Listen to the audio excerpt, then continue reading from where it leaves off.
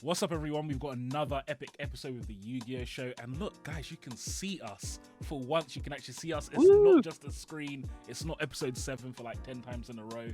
And as you can see, we've got the main man himself, Mr. Steal Your Girl in Yu-Gi-Oh! J.Y. Sharif. Thank you for coming on, bro. What's going on, bro? Yeah. Thank you for having me. Thank you. Yeah, definitely. So, Welcome to the podcast, man. Look, I think let's jump straight into this. JY, why don't you give us a bit of an introduction for those who don't know you yet in the Yu-Gi-Oh community? Yeah, like who are you? What made you start doing YouTube? A little bit about yourself, bro. Yeah, sure. So I've been playing Yu-Gi-Oh since 2016. You know, like on and off. In 2017, I competed in the World Championships in Japan. You know, representing the UK. And yeah, a couple YCS tops, nationals tops, you know, loads of regional wins and top things like that, you know, standard Yu-Gi-Oh player life. And I started making like Yu-Gi-Oh YouTube videos end of 2021. Like, you know, when events started to come back after like the long break from COVID. Started going to regionals and tournaments, doing vlogs, you know, doing deck profiles, that kind of thing, and just doing my own kind of style of videos. And then towards the summer, I got a bit more experimental. I did like a parody rap song with my boy Mini Fairs. And I went down to London and like did interviews with girls throughout the day, asking them would they date like a Yu-Gi-Oh or Pokemon player, that kind of thing.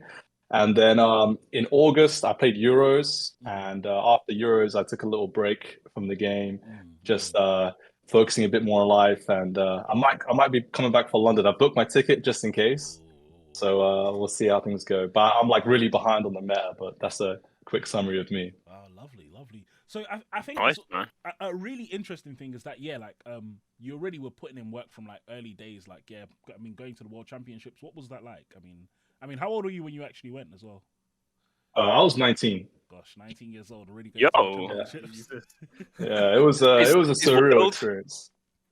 That is fucking wild, man. So Crazy. yeah, look, what was that like going to Worlds? Because I'm sure it's a question that you've been asked so many times before, but it's a huge thing for the majority of Yu-Gi-Oh players, and you know, it's something that I think everyone tries to aspire to get to at some point. So if you can walk us through that experience, like your mentality and getting up to there, that kind of thing, like how it felt to be like essentially like being on the biggest tournament probably of, well, I don't know too much, probably the biggest tournament of your life, innit? Like, what was that? Yeah, facts. It was the biggest tournament of my life at that point. Facts, yeah.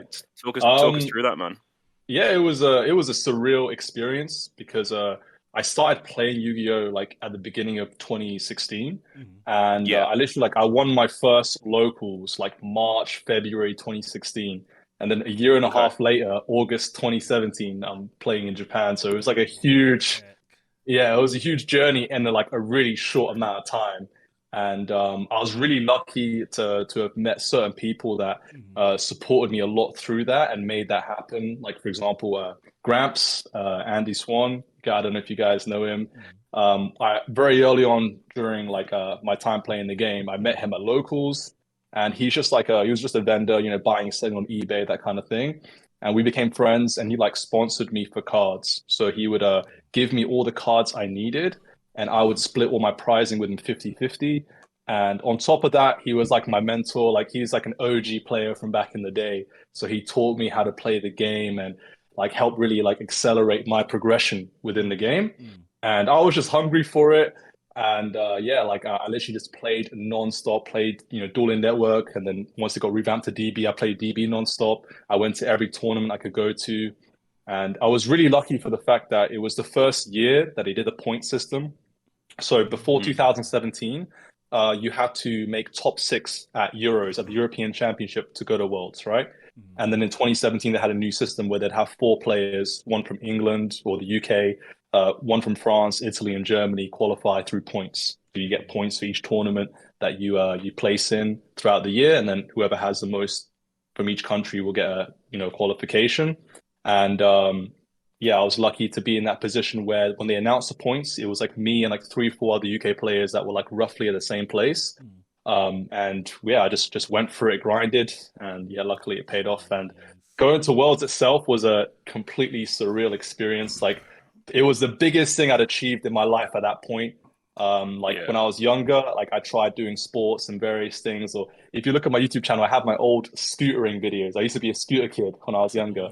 But like I never took something to like a really high level where someone would consider me like a pro. And Yu-Gi-Oh was the first thing in my life where I took it to like a level where people were looking at me like, oh, that's a pro Yu-Gi-Oh player. And that was really like, I guess, fulfilling for me. And it gave me a huge confidence boost going forward just in life. And the tournament itself, sadly, didn't go so well. I did really badly.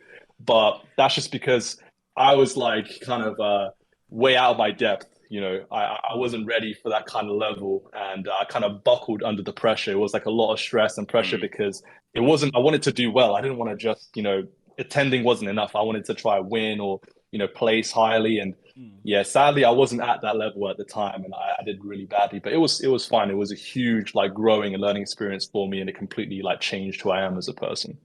Jeez, that's flipping sick. Yeah, that is mad.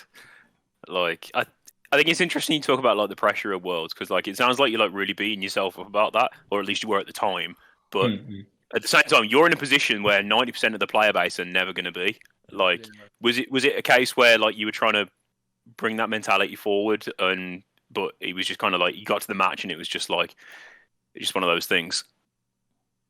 Yeah, kind of like I just wanted to prove myself, you know, the whole time. Like I just wanted to prove that like I'm good and prove like that pretty much that fact alone, that I'm good at the game. I wanted people to respect me, you know, and that's the main thing. I just wanted to prove myself, and I put a lot of pressure on myself to do well. And yeah, I wasn't ready. I was just I wasn't mentally ready. I wasn't even good enough at technically playing the game. Sure, I was, you know, better than most players, but there's levels, you know, and you realize that.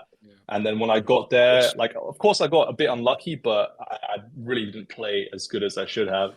And that's it just is what it is. Look, Jay White, you've got a Yu-Gi-Oh wiki page, so clearly you've made it. You got a Yu-Gi-Oh wiki page. But look, once you get a Yu-Gi-Oh wiki page, you must be doing something. Like guys, don't worry.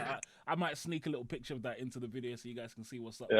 I'm seeing bare things. But just to tag on to what Dan said, I think, to be honest, even if you go there and it's like, even if you go there and you don't win or whatever, I feel like it's still just the fact that you're there already. People are looking at you like, again, like before I had seen any of your videos, I just knew of JY as one of the good players. So it's like your name was always a name that I'd heard of ever since like starting playing the game, like what 4 or 5 years ago.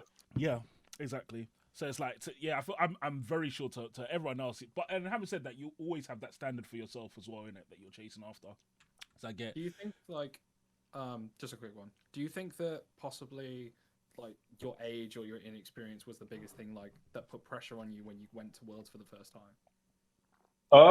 I wouldn't say age, because there's players like Ryan Yu or Charlie Fudge, you know, the younglings who are like god tier players, and even like, you know, they were competing in Dragon Duelists, like winning year after year with each other, and then once they went to the big leagues, they still dominated the big leagues. And it wasn't really about like the age itself. It was more just I wasn't at that level. I'd only been playing for like a year and a half, close to 2 years. And it's just that experience, that time playing. Like at the time, I just hadn't, you know, played enough, and I wasn't really at that level. And I'm not even at that level like now, which is crazy. But that's I think the main factor, that I just wasn't as experienced in the game as other players were. Yeah, I get that. Yeah. So I guess moving on from that, then moving into your creator career, because another thing that I saw, and I remember when we saw this, me and Dan were talking about that video you did where you were like going around asking people if your significant other played Yu-Gi-Oh. It's like, it was such a sick idea, bro. And it's like I was saying that, like, what drove it was that? really interesting. Yeah, I was about to say. About to say. Oh, sorry. Actually, so my question is, what drove that? Dan, you lead on to your point, and then JY, if you can answer it. No, so I thought it was like mad interesting, because it's something that like we've thought about like on Sankum Squad and like with the podcast and things like that. It's like, how can we incorporate different elements of YouTube into like YugiTube? Because like that era of YouTube, almost, you know, you'd have a Don going around a shopping mall asking people questions and stuff like that. That was like such a, I don't know about you guys, that was such an iconic time of YouTube. Do you remember them times, like Ladbrokes and all that? When I saw you did that, I was thinking, damn, I wish I thought of that first. That was so Yeah. It was so hard, bro. It was such a hard idea. Like I love the fact that like you put like the Yu-Gi-Oh spin on it, and it wasn't cringy to watch in it. To be fair, because sometimes them videos can be cringy. But shout out, man, you did like a really good job of showing the world that not all Yu-Gi-Oh players are weirdos. So like, what? Yeah, talk us through that, man. Talk us through that. Yeah, appreciate your compliments. Thank you guys. It means a lot. Like I've been planning to do that video for a long time. Like the moment I saw guys doing street interviews and that started to become a thing, I've been planning to do that since then.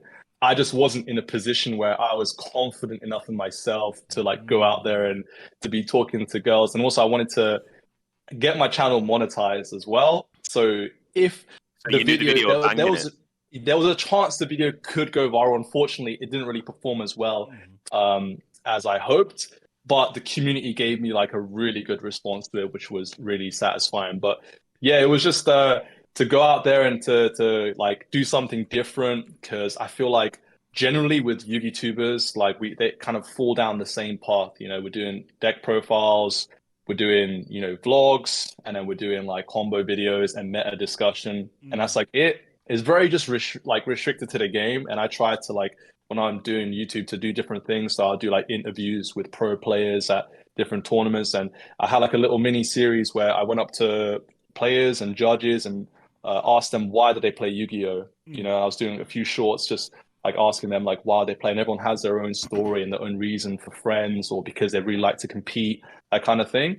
And then, yeah, I just had the idea to, you know, copy what all the mainstream YouTubers were doing and to go ask girls you know, if they would date a guy that played Yu-Gi-Oh. And I think I had to add Pokemon into it because, you know, I didn't think like if they don't know what Yu-Gi-Oh is, it would be pretty awkward.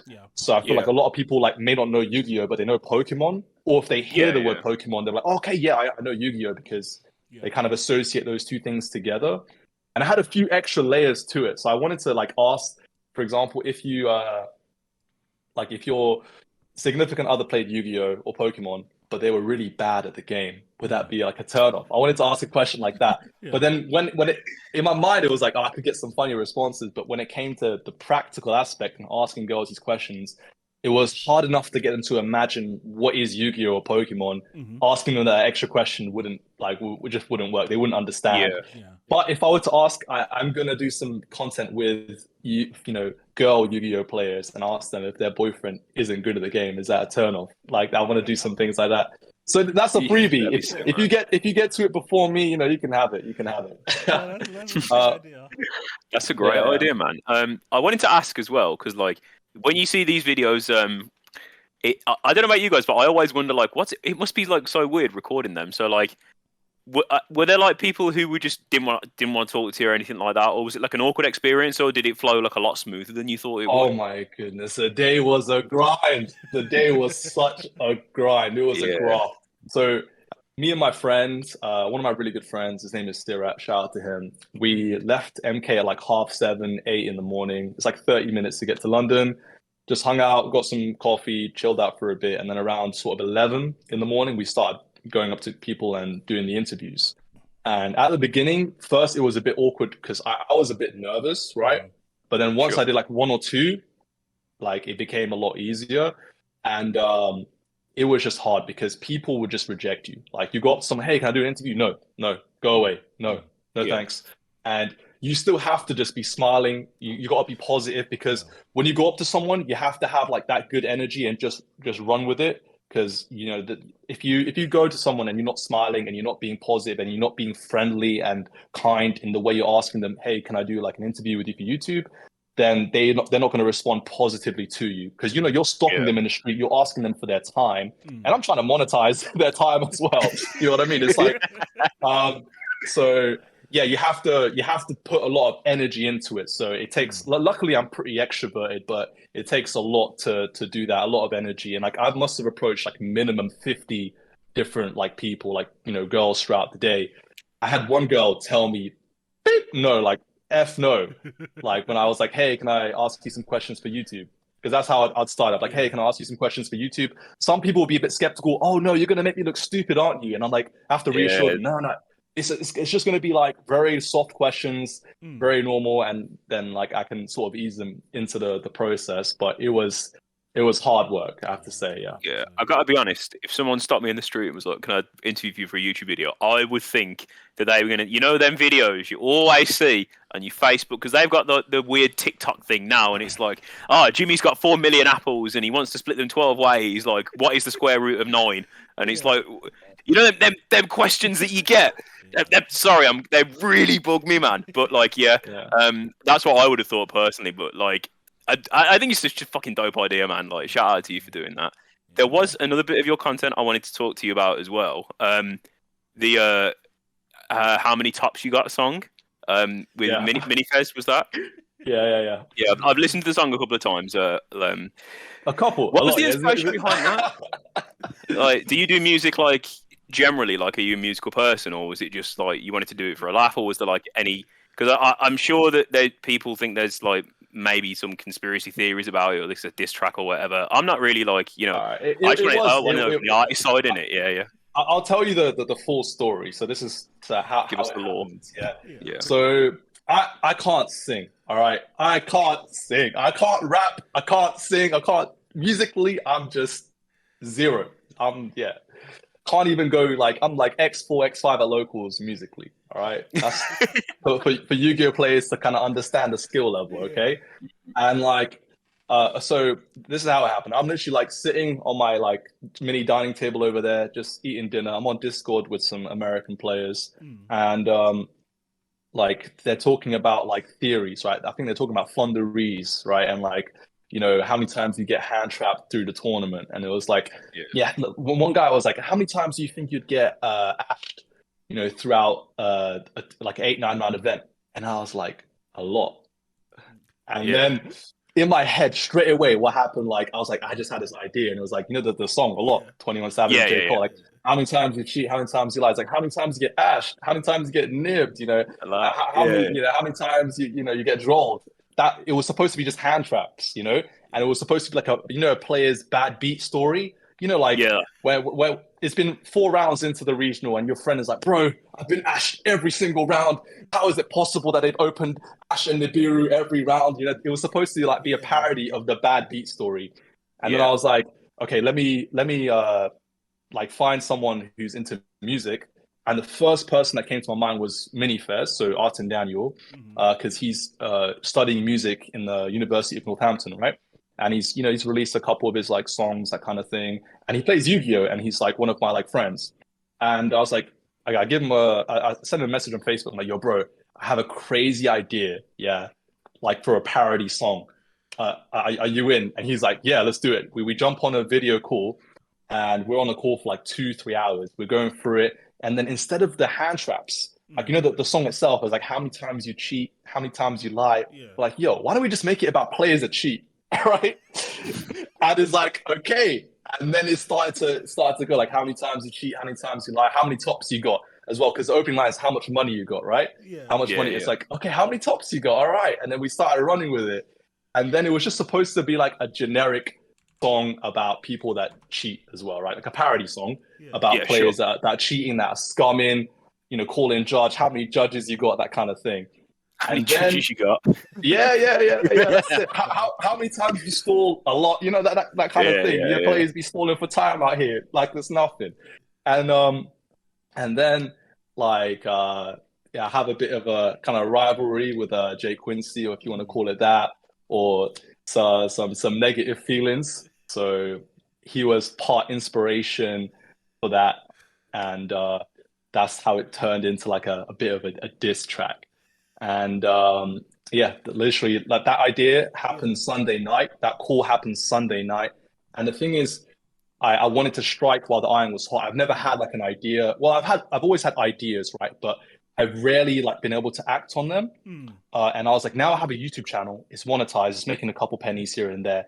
I need to act on it. I need to strike now. So the following weekend, Artin came over to Milton Keynes. Like he lives in Doncaster, so he had to travel down.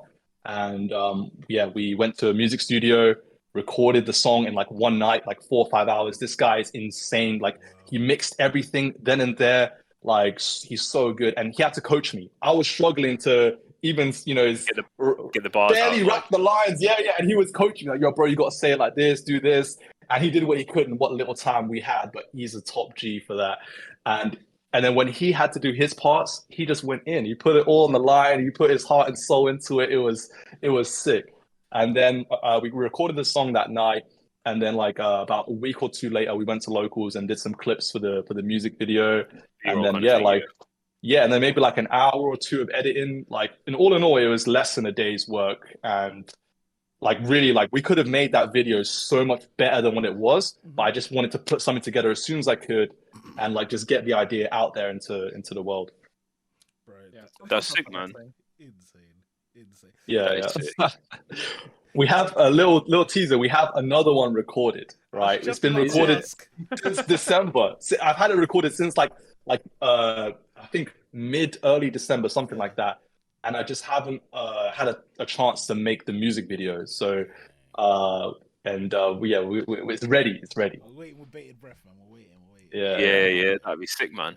That's hard. I definitely think that's a big part of, I think, what's helped you a lot on YouTube as well, because I feel like for a lot of people in the Yu-Gi-Oh community, they don't have that willingness to like make a fool of yourself. Like you're the joke, you're the entertainment. But I feel like the fact that you're willing to put yourself out like that, like I thought it was hilarious. That thing was absolutely hilarious, and I was like, "What the heck?" Like this is so. Again, it was like Dan said, similar to the interview one you did. It was just like no one else is doing stuff like this in the Yu-Gi-Oh community. It's just so good. So man.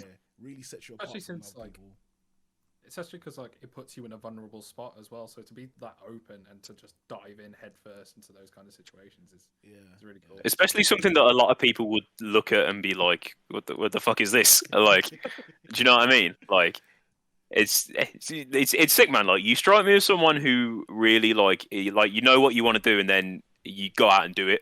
Like, would you say that's a fair way of describing yourself?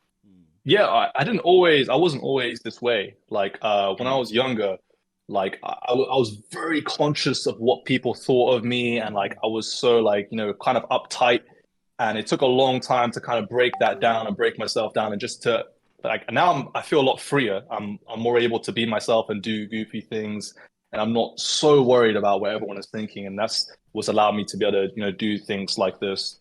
And it's like I have with the music video thing, like it was just a random thing, and like now in my head there's like an idea where if I do a couple more parody songs and then they kind of like take off like a couple thousand views each, so like people are and good engagement, then we could try to make original beats, right? And then I don't know if you guys seen, like they have Pokemon ciphers with like all the best, all the famous Pokemon YouTubers, right? They all like collab and it gets millions of views. We could do something like that within Yu-Gi-Oh. So have every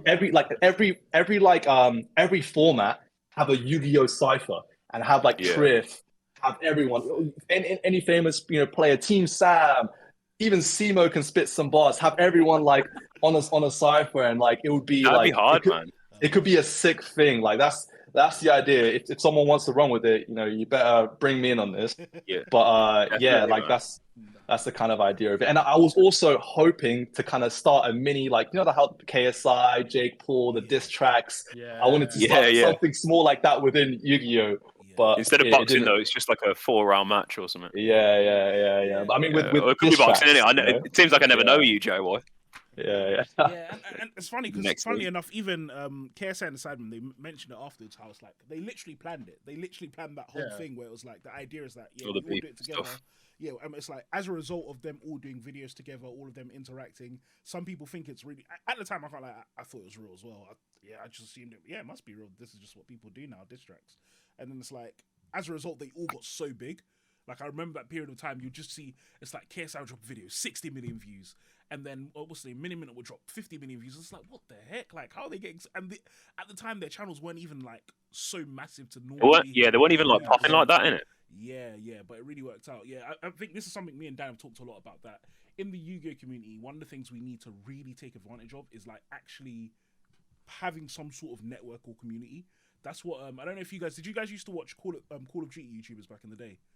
Yeah, and that's like what all of them did. Like they built a community essentially together. They would all collab and all do stuff together, and then as a result, they all just exploded. And I feel like it's a similar thing in the Yu community that we can really, really abuse, especially because there's so many creators in the Yu community. It's so weird. Yeah, we just have a lot of people. Yeah, definitely, man. Like, I think it's thing is, like, everyone. I feel like small creators in general, because like I do creative stuff outside of like YouTube. Like I'm a musician as well, so like it's a Oh, you're similar a kind of thing. musician. Yeah, Okay. yeah. Like You I need to- actually spit bars and that, which is like Oh, bro, this yeah. perfect. Perfect. If you don't have me on Bring Facebook, me in it. add Bring me in. Add me, bro. Add me. Yeah, for sure, man. But anyway, yeah, I'll hit you with a quick 16 JY anytime you need one. But yeah, sorry, going back to my point, it's like a similar kind of thing. Like it feels like there's a lot of there is a lot of networking. Obviously, that's a huge aspect of it because you're trying to build relationships, like push your product out. Same thing you are with YouTube videos. And you do sometimes get people who are maybe like a little bit like not standoffish, but it's like you ask them to do something and it's like, oh yeah, I'll do it, and then it just never materializes. Like that's like a real pet peeve of mine. Like if something's like, if I've asked you to do something, I've not asked you to do something for the sake of just having a conversation. I've asked you to do something because I think you'd be sick of doing it.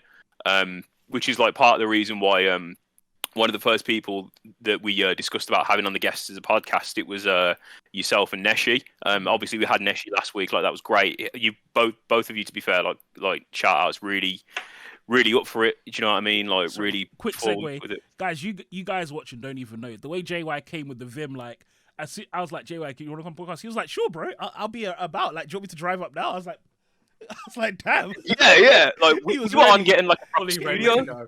Yeah, no, Like I rate that, man. Fully on it. And that's something that, like, going back to my original my point I brought up earlier about the fact that you seem to in particular have like that get up and go drive. Like I think it's just something that's like really aspirational, to be fair, and I think it's something that a lot of smaller creators could definitely look. I guess learn from's like the right term. But going off the subject of actual content creation, let's get into the game that we all know and love so much, being Yu-Gi-Oh! So earlier today, as of this video being recorded, the Kashtira rarities were released. Shout out to Tombox on that. Is anyone legitimately surprised? No, The rarities, or not a chance. even surprised. So Dan, do you want to quickly lay on us what the rarities are for the main cards? Have you got in front of you? yeah. So the E-Tele spell is the secret rare, along with the field spell and the what's it called? The Arise Heart, the Macro on Legs, the new extra deck monster. Yeah. Then there's two ultras. It's the Tier Element one and what's it called? Yeah, the Rhino Heart, or what? Not Rhino Heart, the Vizas guy. Yeah. And then the others are just like commons. This is an archetype, by the way, that is already expensive to play if you want to play it before all this. Fenrir is is like how much? 50 a quid a pop. Yeah, and a unicorn as well, right? Unicorn's like 20 to 30 quid. Like the deck is already expensive enough as it is, and then all of a sudden you're gonna have obviously all these secret rares and ultra rares come in, which to be honest, like with the way that we saw Pote rarities and stuff like that, you can't be surprised really. Yeah, it's not. You say that though, but I didn't think Pote rarity was that bad, and in particular for Sprite. Like the only secret being blue, and it was like heralded as this archetype is going to be the second coming of fucking whatever. Do you know what I would say is interesting? I don't think it's necessarily the rarity. It's not even a rarity thing anymore specifically. No. It's that they just short print the cards. It doesn't matter what rarity is. Yeah, you might be right. That's a super, but they just short print it. Jerusalem's a super. Jet was even worse. Jet was 13 quid on release, and like no one was pulling them. Yeah, it was horrible. Yeah. But oh, sorry, you go. No, go on. No. I was just going to say it's I was mad gonna thing. say, so going into that, what do we think, guys, about kind of the way pricing and stuff is going in Yu-Gi-Oh and how expensive the game's getting? Like, what's our opinion? I'll just quickly lay it on like my opinion. Like, I genuinely feel like it's getting to the stage where, unless like you're really loving the game or really loving the format, it's really getting to the point where it's just not worth for me, my perspective at least, it's not worth the financial incentive. So like I booked my France tickets last year, like on Eurostore and everything. Like me and my mates, we all booked it, but I can't like as soon as I saw the prices going up, I was like, you know what, screw it, I ain't buying Kashtira. I was like, I don't want to spend 200, 300 quid on and the rest, set. bro. It just doesn't feel worth it. And also I have Tier Elements already, so it's like I'll just play Tier. Like it's already it's usually Tier's actually quite cheap, weirdly, well not quite cheap, but kind of cheap. Cheaper. Yeah, cheaper. It's weird that I'm calling a £200-300 deck cheap, but yeah, cheaper than Kashtira. Yeah. I think like the most expensive part of that deck was going to be like the Ishizu cards, and even then they tanked. Like the Ishizu core now was I think on pre-order was something around about 150, something like that, guys, and then it's dipped. Weekly reminder: I spent £200 for my cheesy call. Yeah, I spent £200, and then within 2 weeks, you could get a call for about 50 quid. So rough. L. Yeah, it's still burns. That's a fat L, bro. I can't lie. Guys, the cards are here. They're just chilling there. Like there's no respect for them. They're not even in the deck box. The sleeves are old. I'm just like, oh, flip it. Like, Go on, bro. Oh god. Yeah. Could play Crystal Beast. Why not? It is a good deck, but yeah, JY, like obviously, like you're a pro player. I think a lot of people seem to have this weird idea that pro players can just materialize cards out of nowhere. Obviously, that's not the case. It's similar to what we kind of talked about earlier, but like you mentioned earlier that you had like a vendor who helped you out and stuff. Obviously, you said you started when you were younger. Has like getting access on like these more expensive cards ever been like something that's kind of held you back when you were talking about going on your world grind, and even after that? Because I know you mentioned before the podcast you were taking a bit of a break from the game currently.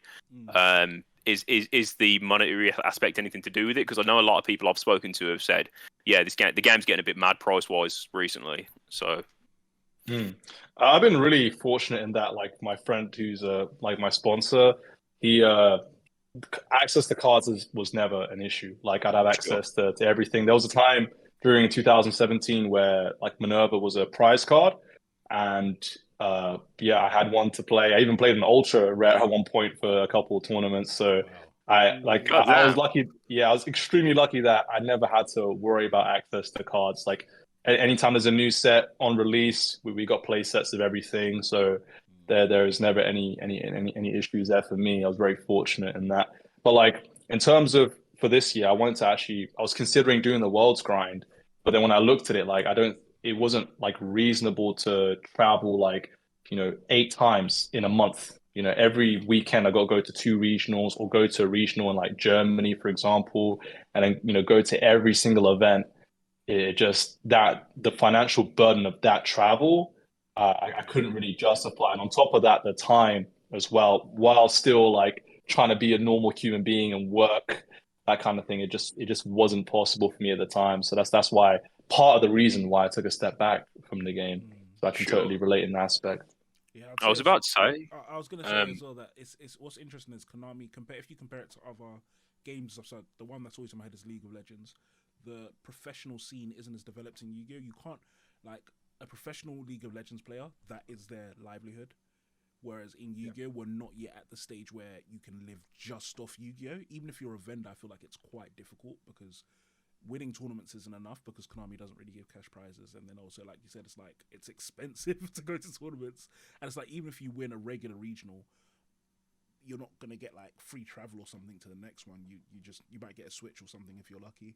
So it's definitely, it's not there yet, unfortunately. But fingers crossed it does move forward because Konami definitely does seem to be improving on that aspect. Yeah, it's not like other like regionals and stuff for other TCGs. For example, Pokemon, like who can offer cash prizes for regionals and stuff like that, and offer more like extravagant prizes and such. Yeah. I feel like Yu-Gi-Oh, if you want to play it competitively, like to the degree where you are going to all these different events like every other weekend, and because this is another aspect of the cost in it. Like forget the cards, you got to pay fuel, like food, accommodation, all this. Like I feel like Yu-Gi-Oh, if you have to proper love the game to want to play it competitively in it. Like, and this isn't like taking a shit on Konami or anything, because like they're a business, they do whatever they do for the reasons that they do it. But it does seem a bit mad, like that you can get so much stuff in like Pokemon and Magic and League and whatever. It does seem a little bit, I don't want to say backwards, but I know that Kazuki Takahashi, RIP obviously, didn't want cash prizing. Was that right? Yeah, so the idea is that, and it really comes down to a difference in philosophies from an Eastern versus a Western company. So the notion behind Kazuki's decision is that he wanted it to be a kid's game. First and foremostly speaking, it's the game that we all love. Well, I say we all love. I didn't play it when I was a kid, but for a lot of people, they played it while they were a kid. It was the game that they were into, and he wanted it like a kid can come to a tournament and just have a chance to be that king of games and live that dream. And when you start adding in cash prizes, when you start adding in that developed competitive scene, it does push out younger, more and less mature players. And then the second reason as well is that in general, and if you look at most Western card games, there is a lot more competition there. If I'm in Asia or I'm in China, and I'm a company, I need to excel at whatever I'm doing. And one of the things Yu-Gi-Oh really excels at is just flat out the cards themselves, not necessarily even the tournaments, because the tournaments are just a vehicle to sell cards. Like, you buy entry to a tournament, but that's actually paying for cards. You're paying for a bunch of cards, and then you're playing a tournament as a freebie. And so when you look at the idea, they almost don't want to invest money into developing the competitive scene and stuff, because that's just not their niche, or that's not what they see it. Whereas if you look in the Western world, if you look with Riot Games, if you look with, again, Pokemon, if you look with other games, but Wizards of the Coast, they have a different philosophy where they just kind of want to be a jack of all trades and do well everywhere. So it's really, again, a difference in philosophies. And who's to know? It could be the case that they're right, that maybe if Yu-Gi-Oh did kind of go into the competitive scene, it wouldn't be as good. But that actually could be the case. It's really hard to say. Yeah, well, they're trying to do it with Master Duel, aren't they? Like, I don't know how much you guys follow Master Duel, but it seems like they're really trying to make an esports thing of it.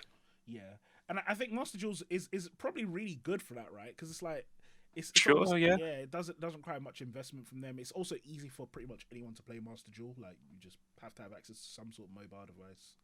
Yeah, definitely Master Duel's a really, really strong option. Show of hands, by the way, who here still plays Master Duel? Bro, I never started. Just okay, sake, man. Just Nate.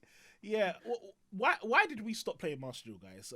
Yeah, do you wanna, we'll start with Nate. Actually, because Nate still plays it, let him go first, and then I think we can all say why we don't play it. So, Nate, why do you still play it?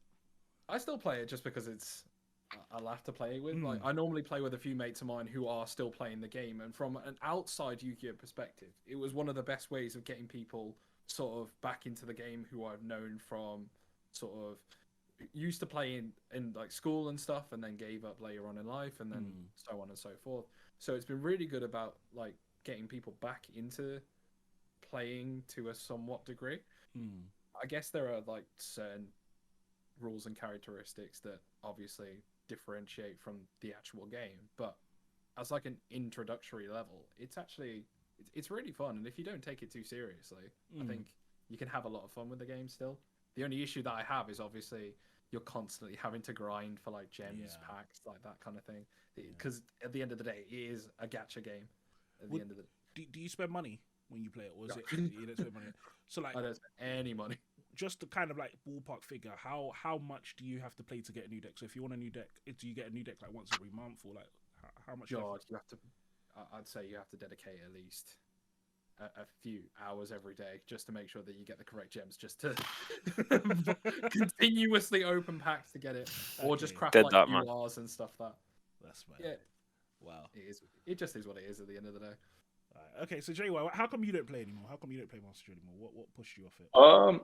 I never really got fully into it. Like, I played it when it first came out for like, a week or two.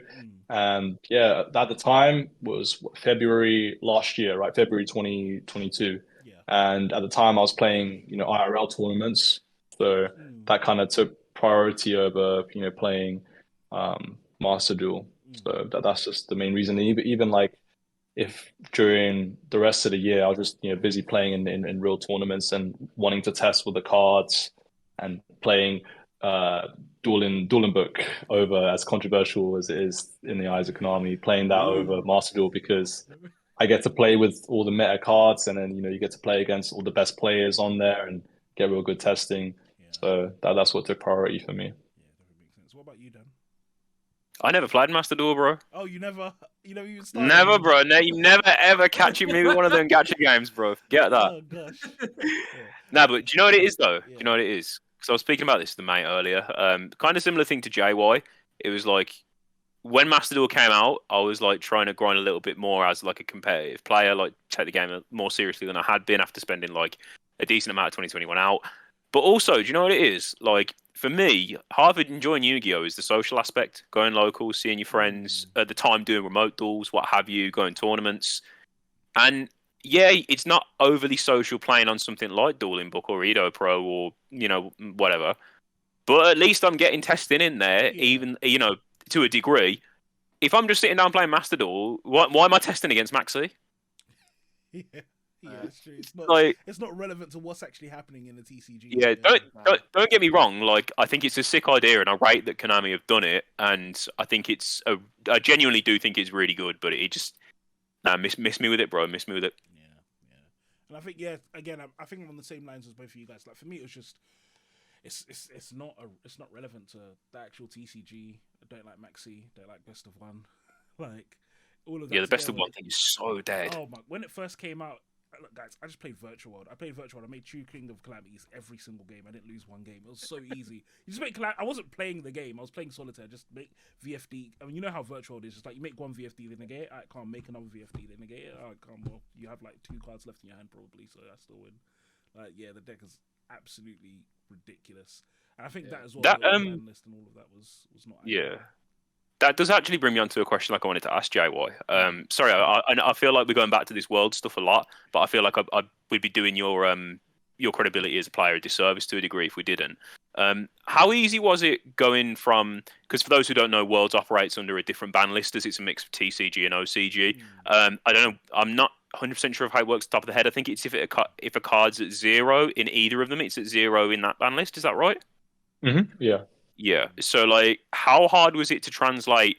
Obviously, you'd been grinding in TCG for so long, going into like a Worlds format and saying, okay, this is your card pool now. Like, how different was that? Like, to how quick was it for you to grasp? Yeah. So basically, the game is split in two. So you got the OCG, which is like Asia, and then TCG, which is the rest of the world. And OCG get everything like 3 to 6 months before we do, right? So when it comes to Worlds, they're combining the two together. So they combine like the ban lists. So, if something's banned on their list or, at 1 on ours, it will just be banned, right? So they combine the ban list. And then the second thing is whatever cards that they have that we don't have yet, that are not released in the TCG yet, will be banned as well, right? So the way it works is they've already played, like they're playing in a format that they've played in 3 months ago. So can you imagine? Let's say, you play the format and you reach the end of the format and you feel like you really got a handle on how it's going. Like you understand the mistakes you've made and you pretty much understand how that format works, right? That's the kind of position that they're all in because they've already played our format. Besides the ban list changes, they've already played with the cards that we played with. And so they kind of tend to have, like the OCG will tend to have a bit of an edge because they're looking back, whereas we're still, kind of looking forward or at the current time. And then I guess another challenge was the year I went in 2017 was the first year they had Link monsters. So and there was only 3 Link monsters legal, which was like it was like Link Spider, Honeybot, and like Decode. I think it was just 3 monsters legal from like the structure there. Power Code Link deck, wasn't it? Yeah, something like that. Yeah, and that was another challenge because we had to kind of adapt to that, whereas they've already had a bit of time with links. So it was quite challenging to kind of adapt and figure out, but yeah, it was that's all I can really say. It was a bit of a challenge. But going forward, I think we've seen players sort of adapt to it. So you've seen players like Jesse Cotton who's gone to Worlds multiple times and he's kind of adapted to the Worlds format. And over the recent years, we've had a lot of TCG players have a lot of great success. I think Bowden made the finals of Worlds one year. We had who was it? It was the Kote Angelov. Kote Angelov. That's it, Kote Angelov. He made top 4 as well. Like there was a time where we would struggle to break into the later rounds of Worlds, but regardless of that disadvantage, there's still players that are doing really well. Even the year I went, Marcello Barberi made top 4, and I think Fauna made top 8 as well, or top 4. So it was we're still able to fight back even with that disadvantage. That is interesting, man. Like, because I think a lot of people wouldn't even factor that in when they think about stuff like that. Because if you're on a Worlds points grind, like once you figure out you're going to Worlds, like I guess to a degree your entire testing is just skewed. Like in terms of because you got to now test the format and you got to actively have friends who want to help and test with you in that format, right? Like would you be able to talk us a little bit through the testing process you had for Worlds, or? Yeah, I mean, it is quite difficult to find people who are like, willing and committed to help you because they're not as invested in it as you are, right? Because, you're the only one going to actually play in that format and, they have the current format to play for themselves for whatever tournaments are going on in the summer. But yeah, I had a few like really good friends who I tested with. And one big mistake I made was that I didn't really collaborate with any other players, which I feel I should have. I was very kind of like individualistic, where I just wanted to focus on myself and not collaborate with the other world's players. Whereas, for example, like some of the Americans kind of tested together, even though they were going to be competing against each other, just because the best kind of people to test with are the people who are actually going to be going to the tournament with you. So I that's one mistake I made where I should have been more open to collaborating with the other TCG players. But yeah, testing really was just a nightmare, just a huge ball of stress for a few weeks, and yeah, it didn't really work out that great. Fair enough, man. Mad. Fair enough. And I'd say as well, I didn't even think about that part as well. Like, if someone asked me, like, do you want to test for me with Worlds? It's almost like, bro, I do, but like that's throws your whole like train of thought out the window. Yeah, like, that's actually a completely different format to what I'm doing right now. So yeah, I don't know. I feel like if I had a friend who was going to Worlds and they were like, "Can you test me for Worlds?" I feel like I'd be like, "Yeah, just show me the ban list and I'll see what I can do." I want to say I'd be that altruistic, but let me not lie. Yeah. It's looking weak, yeah. Like we have to be close, like so. I know, but I do understand that, yeah. Like even just finding that testing circle and to actually help you there is big. So, of course, the thing is, I haven't actually. I would say that I don't necessarily actually keep up with Worlds hugely. Does it tend to be then the Asian players that tend to win Worlds most of the time as opposed to the Western players? Yeah, I'm pretty sure it's been a OCG player every year for a while. Am I wrong? Wow. I think Let's see. Yeah. I think that there's been quite a few where it's been a TCG players in the finals though, because I'm sure 2016 was TCG versus OCG player in the finals. 2017. Yeah, that was Christensen versus Shunsuke, and then Shunsuke won. And then the year after it was you're right, Jay. The year I went, it was two OCG players. I'm thinking of the year after when it was Bowden. Yeah, but you're right. Yeah, that's 2018. I think. Yeah, that was, yeah. The last time we had a non-OCG player or non-Eastern player win was 2014, and that was a Canadian player playing Infernity. Sahabi. Yeah. So yeah, you're right. It's really, and even if you look at the first, second, but to be honest, there's every now and again you have a player in there, but there seems to be at least two OCG players in the top four every single time. So yeah, you're right.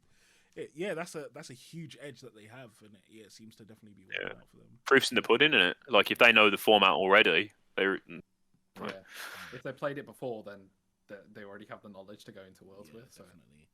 Right, guys, I have an amazing section for us, and this one, look. So this is the "Am I the Arsehole" section, and so let's go. I'm gonna read out a story. I love these. All right. Yeah, look, this one is wild. I feel like I've been so spun. You wanted to see our reactions in it. That was why you got the face cam on. It's like, let me find a mad "Am I the Arsehole." Like again, it's not like dirty or anything, but it's just I feel like it's a very big moral dilemma, and I don't know what I would have done, but I'm gonna read out for you guys. So. Sure. Am I the arsehole for breaking a patient's confidentiality to tell my friend that her boyfriend is HIV positive? So, one of my closest friends started dating a guy about 2 months ago. I had met him twice and he seemed pretty seedy to me, but she was happy, so I was happy for them. I work at a hospital. I won't give too much info about my role, but I don't provide medical care, so I'm not a physician or nurse, but I do have access to patient records, and I am allowed to look through them under certain circumstances. I came across her boyfriend's chart a week ago. I wasn't snooping, I was explicitly gathering information for an approved task, and he just happened to be there. I discovered that he was HIV positive from his chart. I was unsure whether Amanda was aware. Amanda's the girlfriend. I wrestled with this. Should I mind my own business, or should I approach him first? Ultimately, I felt an obligation to my friend and to her well-being, so I told her. Knowing her, I felt like she was unaware since she is generally extremely risk averse and something seemed off about this guy, so I felt like approaching him might not accomplish anything. She was shocked to find out about his HIV status and broke up with him. She was thankful to me, but evidently she let him know how she found out, and I was fired 2 days ago. Am I the asshole?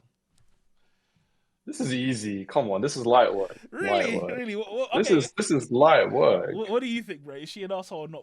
No, she is not the asshole. The friend is the asshole for snaking it. Oh, wait. Snaking it. So wait, who's the asshole? So is it? Is she the? So the person who worked in the hospital, is not the asshole at all. If it was my best friend or one of my really good friends, I would want to know. And I would tell them, I would put it on the line to tell them this is their life that's at risk. And that person is committing a crime, essentially. Yeah. There's nothing, people have HIV and AIDS, whatever, but you need to disclose that to somebody, before especially engaging a sexual partner, in it. That's what they need to know. Exactly. And that's I'm pretty sure that is criminal, what that person is doing. So, let me look this up, actually.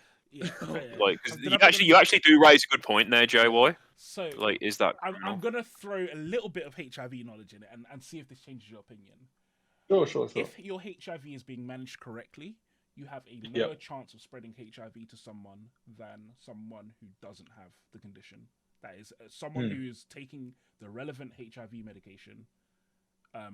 Is I don't know. They have a certain word for it, but essentially, you literally can't infect them almost, or you're less chance to infect them than a random person. Yeah, it isn't a crime if you didn't know you were HIV positive when you transmitted. There is no crime. Mm-hmm. This means that you can be held responsible. Oh, that's if you didn't know. Yeah. We're assuming he probably knew, because if it's in his hospital information. Yeah, he'd been treated, innit? He was. But my point being is that if he was being treated, that's what I'm saying. With HIV medication, you are less likely than a regular person to spread it. I can't remember. They have a certain word for it. It's I don't know, not viral, whatever. I don't know. But does that change your transmittable? Yeah, so let me throw something out here. Yeah. So when you're engaging in a sexual act with somebody, right? If you withhold information from them that would have, changed their willingness to have sex with you, that consent isn't true consent. That's true. Yeah. Right? 100%. It's the same if let's say two people have sex and one person lies about their age. Yeah. Right? Yeah. That if that person knew the true age, even if let's say someone said they were 30 instead of 35, yeah? If that person if they knew the true age, they may have not consented to that sex. Yeah. So that deception, that kind of makes the consent invalid. That's true. Right? And that applies 100%. to this situation in my opinion. That's my perspective. Now, you know what? You're hitting the nail on the head there, JY. The story itself is mad. The story itself is insane, but mulling over this information in my head, the more I think about it, she's not an asshole, man. I want her on my team, man. She's right on time, man. The friend. Yo, screw the friend. Why would you snake it? Why would you tell your source? Why would you leak the source? Come on. They put it all on the line for you. Someone put it all on the line for you. Their livelihood, and you just slapped it back in the face, innit? Hell. Their career, their livelihood, and then you've literally just gone and then thrown it all in the bin. Do you know what it is? I agree that friend is, she's right or die, she's doing the work, but I think for me the thing that is just the partner is a snake for saying that she found out through her friend, innit? Her friend who's literally just put her career on the line. The career's dead out here now, and it's done. And it's just. Do you know what it is though? I think the thing I back the friend so I actually do back the friend. I think the friend's good, but I think the thing that is so much in my chest is just is there another way she could have handled it that was more fair? Could she have, for example, gone to the boyfriend and been like, I know you have HIV, tell my friend or else, for example? No, because that puts her at risk. That puts her at risk. Because the guy's gonna be like, no, screw you, I'm gonna report you for breaching GDPR. Right? Yeah. So why would she put herself at risk? Yeah, the mentality there, I guess, would be okay, if I just tell him, he's going to grass anyway. Yeah. So I might as well have the knowledge that I know that she's not being lied to anymore. So if she's going down, either way, she's going down either way in it. So yeah, like I feel like that's. She even said, I think she said here, I understood the risk I was taking and was hoping it was a calculated risk. So it's like as she did it, she knew like, look, my job's probably done out, and I feel like that's more credit to her because, I mean, I know. Let me not say too much. There's certain things I can say and put myself in trouble, but I'm sure that not everyone would have made that decision. So it's like, yeah, she was aware of the risk she was taking, but yeah, again, yeah, she's definitely a ride or die. I'm in my head, I'm just thinking like, it is a bit mad. Sorry, I'm looking up about all these like laws and stuff like this. This has got me on like I'm going to be on some YouTube tangent tonight, Fabs. I mean, from the boyfriend's perspective, he's a bit mad, yeah. Because if you have HIV, it's a bit 100%. It's a bit peak in a relationship. Yeah, that's. No, it's not peak. You just have to. Yeah. This is the situation. This is the condition. Yeah. It's like just before anything happens, you say just before you know, just so you know, this is the situation. I don't want to put you in a. Do you know what I mean? So as a follow up, guys, just wondering for all you guys. So let's say there's a girl, she has HIV, however she's being treated, so she has a lower viral load than someone who isn't being treated and doesn't have it. Would you expect this girl to divulge to you that she has HIV, even though there is literally no risk to you of getting it? You'd still expect her to divulge it to you. I want the discussion to be had. Really? Yeah, of course. Here's the thing, like, full disclosure on this. Yeah. Say it's still like. You obviously have HIV. Let me draw for the vote, man. This is mad. It's the coincidence that you said. I still want the conversation to be had because either way, it's knowledge that needs to be talked about in that obviously between you and the partner. Yeah. So it then, because of the fact that they then told you, you then can make the choice of whether or not to continue or whether or not to break it off. Even though they can't spread it to you. I don't. It's for example, if a person has kids, I'd want that to be disclosed to me ASAP because that's gonna change my willingness to date them, right? So it'd be this for me. It'd be the same thing. Like if I'm seeing a girl for like 2-3 weeks. And then like suddenly she tells me she has kids, like I may have not spent those 2-3 weeks with that person. That's because just my personal preference. I wouldn't, I don't want to be with somebody that has children. That's just not the place I am in my life. Other people do. That's cool. That's just not my personal preference. Exactly. And I feel like you should disclose that. Like if it's something that's going to affect the way someone views and interacts with you, you should disclose that as it does affect the consent. Let me like to expand on that. Like I think. You should, if you got you shouldn't have to tell someone the first thing. Oh, hi, nice to meet you. My name's XYZ. By the way, I've got HIV. You shouldn't be you shouldn't need to do that. Fuck that.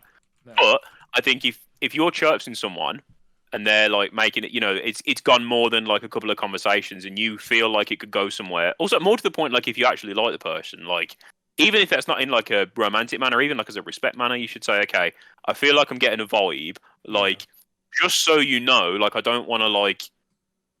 I like it's better for you to know sooner rather than later, innit? Like this is the situation. Let me tell you the situation, because like if I had a partner like and I liked them like as a person, like and I hadn't been with them physically or anything like that, and they turned around to me and they said, okay, I have HIV, like it's been treated, but I'd say, okay, well let's look at this in it. Like let's see, because it doesn't change who you are as a person. Do you get what I mean? Like it's definitely going to affect the physical side of the relationship. Let's not lie to ourselves, but. That you cross that bridge when you come to it, sort of thing. Do you get what I mean? And Do you get what I mean? If you start thinking about that logically, and then you can go about, oh, okay, well, then you can see, oh, we have all these different avenues, and then if you really, really like the person, then you can continue with that. If not, then obviously. That's the thing, because like if I love someone in it, and then like they turn around to me and like I've not shagged them or whatever, and they say, look. I know you love me in it, but I've got HIV. Is that going to make me stop loving them? Like, I'll probably be a bit annoyed that they didn't tell me before. Yeah. But do you get what I mean? And also, like, it's the case of accidents can happen. Like, they could have. Yeah. Obviously. You don't know like what circumstances they could have got it in it. Like, they could have got it through. Because like there are people out there in it like who will just go out and like assault girls and like just spread diseases to them just because they're sick. Yeah. Like. That's not their fault at all. Yeah. So, Like they get that. Yeah. by the way, for anyone who wants to find out more about that, what I'm talking about, I didn't make up. It's called an undetectable viral load, by the way, is what I'm referring to. And it's essentially when you're taking PrEP and you have HIV, and it puts them out of your viral load so low that you can't transmit it. What I can't find is the connection to pregnancy, whether you could still get pregnant, because the pregnancy was not actually one I thought about. Having said that, as guys, I don't know if this is immediately applicable to us, but yeah, the pregnancy one, I don't know how it would affect if you can transmit it. But I'll capitulate to you guys for now. I think I don't know. I agree. I think so. I think the general consensus is that the friend is not the arsehole. Yeah. That's the general consensus. Does anyone disagree? Yeah. I think The lady who disclosed the medical information to her friend is not the arsehole, but the one in the relationship who exposed the source, I do 1000% is the arsehole. The nurse is the only real one in this conversation. Yeah. She's the only one in this conversation who's not an arsehole. I do agree that like you didn't need to say that you got it. I don't even know why you need to bring it up. He's probably like, how do you know? But I'll just be like, that's not relevant. The point is you have it. It's not, is it? It's not. The point is you have relevant. it. Yeah, I agree. Whatever, innit? Information. That's the biggest issue. But guys, It's not going to change. Yeah. But guys, on that note, we are at the hour mark and we are going to close off this episode of the Yu-Gi-Oh show. So look, guys, thank you so much, JY, for coming on. And look, guys, I know you all love our beautiful faces. I know you like seeing us. So this is going to be standard from now on. But, while our faces are going to be here, what I'm hoping we can do is potentially have a chat or something. So if you want to watch the Yu-Gi-Oh show live, what you need to do is go and put down in the comment section, I want to see you guys live. And then hopefully we can do this on Twitch or something. We have some of you guys interacting and throwing your questions in the hat. So yeah, any final words from any? Oh, actually, JY, to be honest, any socials or anything you want to shout out or anyone you want to give a shout out before we sign off? Yeah, just it's just JY Sharif on all socials, Instagram, YouTube, Facebook. Just hit me up on those. Yeah, much love. Thanks for having me, guys. It's been fun. Yeah, definitely. Thank you for coming on, man. Absolute pleasure. All right, awesome, guys. We'll talk to you soon. Peace. Take care. See you later.